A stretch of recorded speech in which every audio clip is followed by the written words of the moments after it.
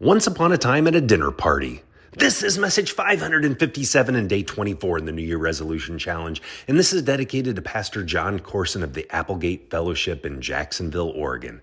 Pastor Corson was who I first heard this story. It comes from the book Reading Out Loud by Terry Pierce. Charles Laughton, who died in 1962, was a British actor. He was famous for his roles in Shakespeare productions, starting in theater, then film, and became a producer and director in Hollywood. You can search for him on Spotify or YouTube and hear his beautiful English accent. His last name is Laughton. He would pack halls where people would listen to him recite Shakespeare, Plato, and even chapters from the Bible. Well, as a young stage actor, he was invited by a friend to an English manor for Christmas dinner.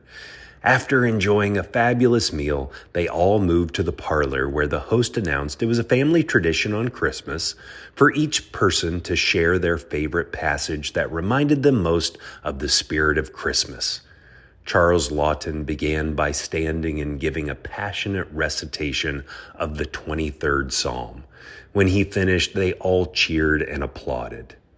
They continued around the room until they finally came to an elderly aunt who had dozed off in her chair.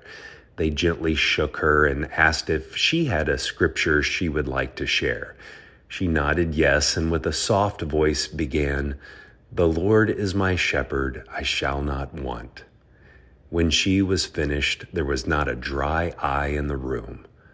Later, as they were saying their goodbyes, the host commented to the actor about the very different response he and the old lady had received.